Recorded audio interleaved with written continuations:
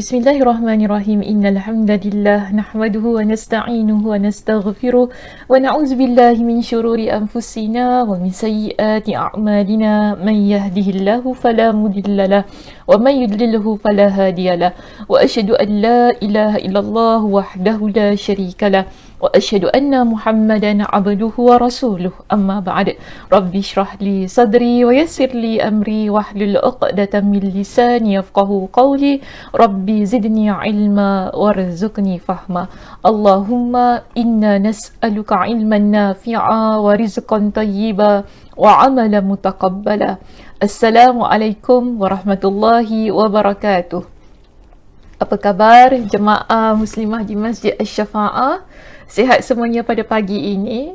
Saya harap semuanya sihat kan, acik-acik, kakak, adik-adik okay, yang saya kasihi, yang dah lama kita tak bertemu bersua muka ya. Mudah-mudahan Allah Subhanahu Wa Taala berikan kepada semuanya dengan kesihatan. Dan alhamdulillah pada pagi ini ya muslimah semuanya, kita akan menyambung pengajian kita yang dah kita bincangkan pada minggu lepas ya, tetapi pada hari ini kita akan masuk pada bahagian yang kedua dan saya kira ia adalah bahagian kita yang terakhir. Okey, tentang apa? Hadisnya masih lagi sama, iaitu hadis kita yang kelima, berbakti kepada ibu. Ya, dan hari ini kita berada di bahagian kita yang kedua. Baik, untuk sambungannya perbincangan hadis ini, sila ya rujuk pada halaman yang ke-61 di dalam kitab kita. Jangan lupa ya muslimah, kitab kita yang ini. Mana? Tak nampak. Okey, kitab kita yang ini jangan lupa. Jangan buka kitab Jami'ul Ulum wal Hikam.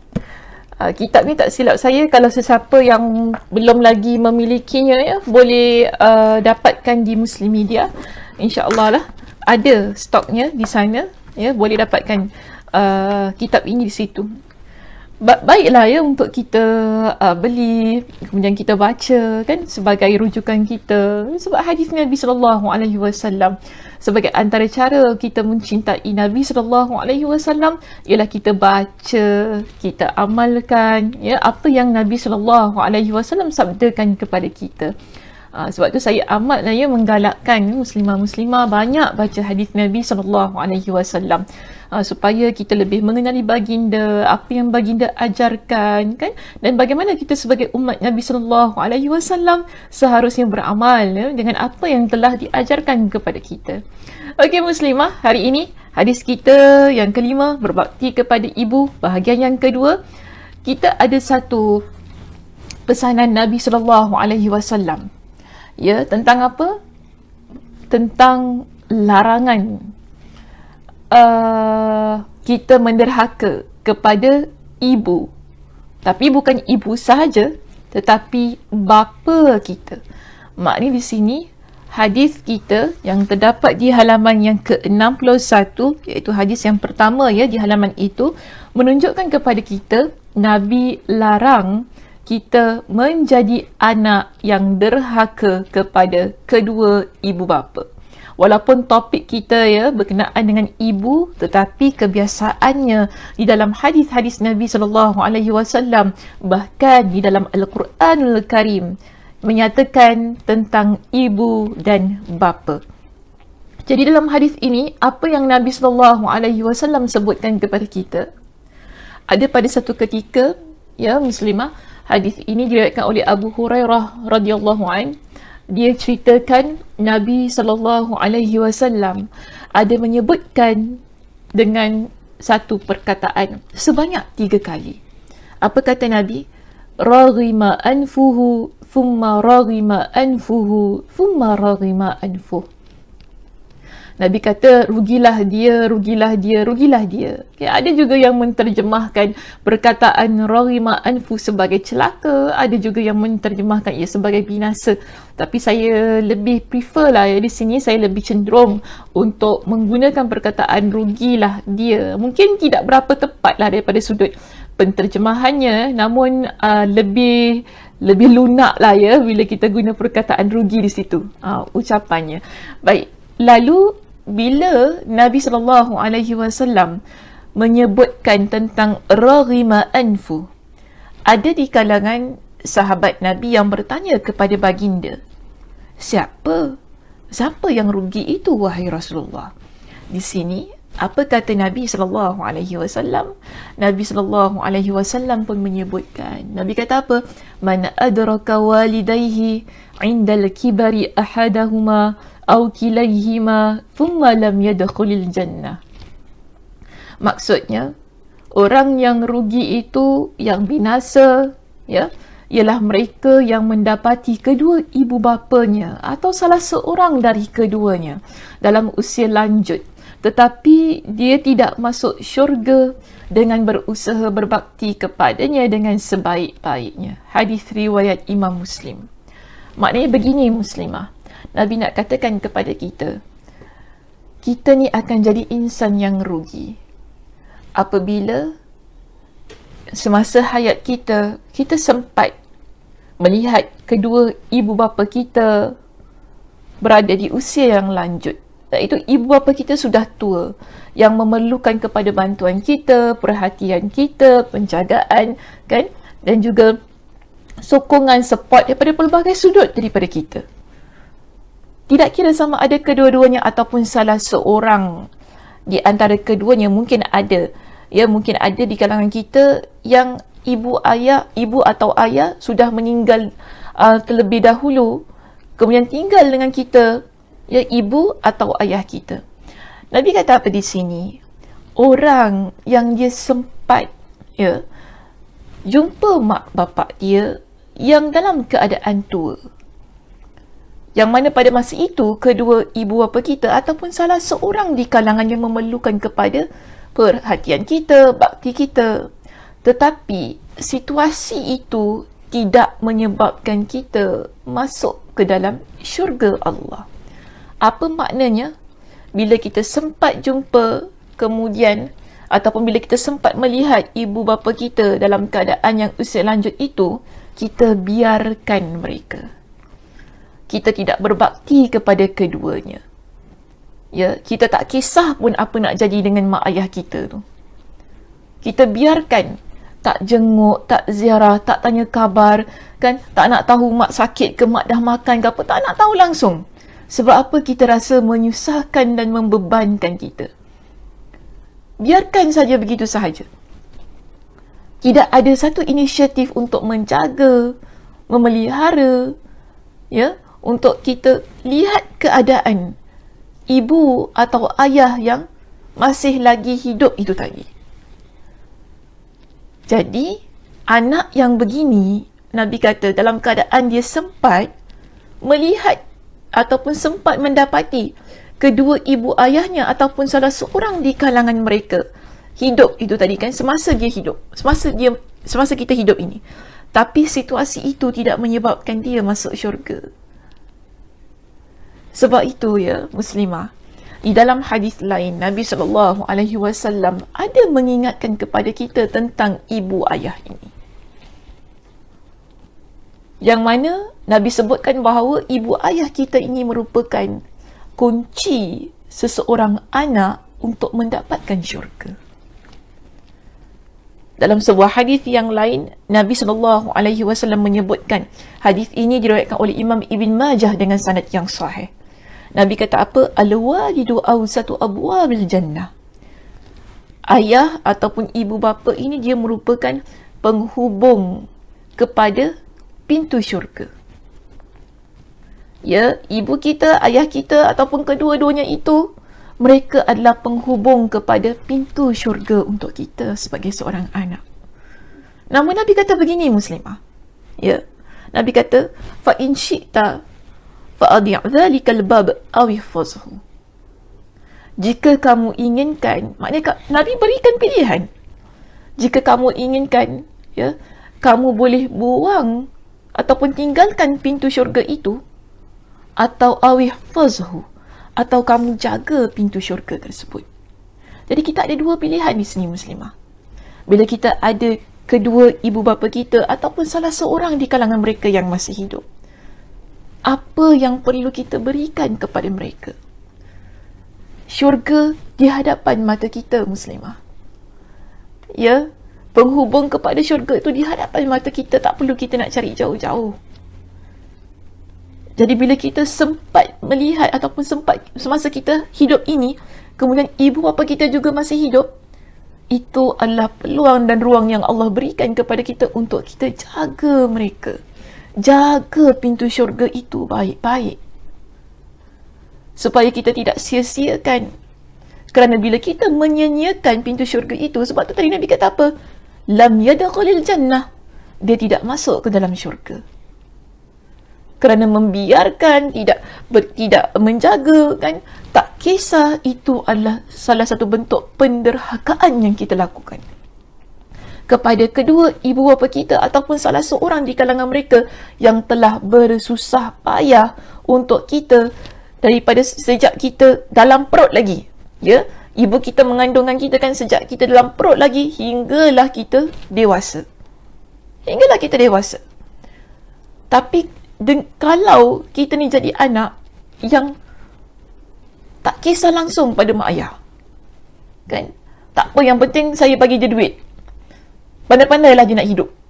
Tak boleh begitu, ya. Cuba bayangkan muslimah, masa kita kecil, mak kita dah lahirkan kita, yang penting aku dah lahirkan dah anak ni, pandai-pandailah kau nak hidup. Kau nak makan ke, nak menangis ke apa, kan, kencing berak ke apa, pandai-pandailah kau. Boleh kita kata gitu?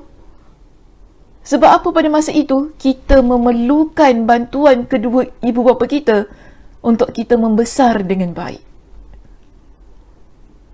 Begitu juga kedua ibu bapa kita bila mereka sudah tidak ada kekuatan, bila mereka sudah menginjak pada umur yang lanjut, mereka amat memerlukan kita sebagai seorang anak untuk berikan perhatian, kasih sayang, penghargaan, ya. Kadang-kadang mak ayah ni, ya muslimah, dia tak perlukan duit kita sebenarnya. Kena ingat tu. Tapi yang mereka perlukan ialah keberadaan kita di sisi mereka. Jadi jaga baik-baik pintu syurga itu tadi. Kerana kita tidak mahu menjadi anak yang derhaka, yang merupakan salah satu bentuk dosa besar yang Nabi sebutkan. Nabi SAW ketika ditanya, ya, tentang apakah dosa besar, mal kabair, antara jawapan Nabi ialah uququl walidain. Itu adalah hadis riwayat Imam Al-Bukhari. Nabi kata ialah menderhaka kepada kedua ibu bapa. Itu adalah dosa besar bila kita jadi anak yang menderhaka. Bahkan, ya, kalau kita lihat dalam hadis yang lain, Nabi SAW menyebutkan bahawa ada dua perkara itu, ada dua pintu yang Allah percepatkan di atas muka bumi ini azabnya. Iaitu apa kata Nabi? Babani muajjilani uqubatahuma fid dunya. Ada dua pintu yang Allah Subhanahu wa taala percepatkan azabnya di dunia. Apa dia? Al-baghyu wal uquq. Bila kita ini menzalimi orang lain, dan bila kita menjadi anak yang menderhaka kepada kedua ibu bapa kita. Hadis itu diriwayatkan oleh Al-Hakim, ya, dengan sanad yang sahih. Allah Subhanahu wa taala tidak melihat anak yang derhaka di hari kiamat. Ya, antara golongan yang Allah biarkan, yang Allah tak lihat mereka ini di hari kiamat, ialah apabila orang itu merupakan orang yang menderhaka kepada kedua ibu bapanya. Nabi SAW dalam hadis yang diriwayatkan oleh Al-Hakim dengan sanad yang hasan, Nabi kata begini muslimah, Thalathatun la yadkhulunal jannah. Ada tiga golongan yang tidak masuk syurga. Wala yanzurullahu ilaihim yaumal qiyamah. Dan Allah Subhanahu wa taala tidak melihat mereka di hari kiamat. Siapa mereka? Al-aqu liwalidayhi. Nabi kata, orang yang menderhaka kepada kedua ibu bapanya.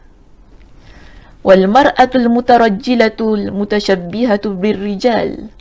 Dan wanita yang dia seperti orang lelaki, kan, dan dia berpakaian semuanya sebagaimana orang lelaki. Dan yang ketiga, ad-dayuth, Nabi sebut lelaki yang dayuth. Tapi yang kita nak highlightkan dalam hadis Nabi itu tadi ialah yang pertama yang Nabi sebutkan tentang orang yang menderhaka kepada kedua ibu bapanya. Maknanya begini muslimah. Dalam hadis Nabi SAW banyak mengingatkan kepada kita, ya, sepanjang hayat kita, semasa Allah Subhanahu Wa Taala berikan kepada kita dengan kehidupan ini, yang mana pada masa itu kita sempat bertemu dengan kedua ibu bapa kita, yang mereka menginjak usianya, lanjut usianya, yang memerlukan kepada pemerhatian kita, yang memerlukan kepada penjagaan, kasih sayang, maka kita ada tanggungjawab yang begitu besar untuk kita peruntukkan bakti dan kebaikan kita kepada mereka, terutamanya kepada ibu kita. Bila mereka, mungkin ibu kita je lah yang masih hidup sekarang ini, berikan bakti itu kepada dia, kebaikan kita curahkan kepada dia, ya. Jangan kita ni jadi anak yang membiarkan sibuk dengan urusan sendiri, tidak kisah apa yang berlaku kepada ibu, sibuk dengan pekerjaan, sibuk dengan keluarga kita. Ya betul, kita ada suami, kita ada anak-anak, kita perlu jaga suami dan anak kita. Tapi jangan lupa, bila kita masih lagi ada ibu bapa, bermakna ibu bapa itu, ya, masih lagi berhak untuk mendapatkan kebaikan kita. Jangan berikan alasan untuk tidak kita jenguk, untuk tidak kita bertanya kabar, bahkan kita membiarkan dengan alasan sibuk dengan kerja, sibuk dengan anak-anak, sibuk dengan suami, rumah tangga dan sebagainya. Bayangkan kalau itulah yang diberikan alasannya oleh kedua ibu bapa kita semasa kita kecil, ataupun semasa kita remaja, semasa kita dewasa ini. Masa kita kecil, mak ayah kita kata apa? Oh, tak payahlah, aku sibuk nak kerja, biarlah, pandai-pandailah nak hidup budak ni. Kan? Biarkan. Pandai-pandai cari duit sendiri, biarkan. Mak ayah kita ada buat gitu? Tidak. Jangan lupa muslimah, apa yang kita ada pada hari ini, ya, kemungkinan besar saya kata, ia adalah berkat daripada doa kedua ibu bapa kita. Kita senang, kita ada kerjaya, kita ada pendidikan, kita ada keluarga yang bahagia, suami yang baik, anak-anak yang baik. Apa-apa yang kita ada di sekitar kita ini adalah kerana doa kedua ibu bapa kita yang sentiasa mendoakan untuk kita, kebaikan untuk kita. Tapi kalau kita lupa tentang itu, ada banyak perkara yang perlu kita muhasabahkan. Jadi sebelum kedua ibu bapa kita meninggal dunia, meninggalkan kita, rebut peluang ini. Ya, rebut peluang ini. Jaga mereka baik-baik. Mudah-mudahan Allah Subhanahu Wa Taala menempatkan kita ke dalam syurganya, bertemu bersama dengan kedua ibu bapa kita. Okey muslimah, itu saja perbincangan kita untuk pagi ini. Ringkas saja, saya ambil satu saja hadis pada pagi ini. Ya, kita akan masuk lagi perbincangannya pada bahagian yang ketiga nanti insya-Allah pada minggu hadapan, kerana ada beberapa hadis yang lain, ya, yang ingin saya sampaikan, kongsikan, sebagaimana juga yang telah dimuatkan oleh pengarang kitab, ya, di dalam kitab ini. InsyaAllah kita akan sambung perbincangan itu. Ya, perbincangan kita pada pagi ini kita akan bawa kepada bahagian yang ketiga untuk kita lebih menjadi seorang anak yang saleha, yang berbakti kepada kedua ibu bapa kita. Saya tutup kuliah kita pada pagi ini dengan tasbih kafarah. Subhanakallahumma wa bihamdika asyhadu an la ilaha illa anta astaghfiruka wa atubu ilaik.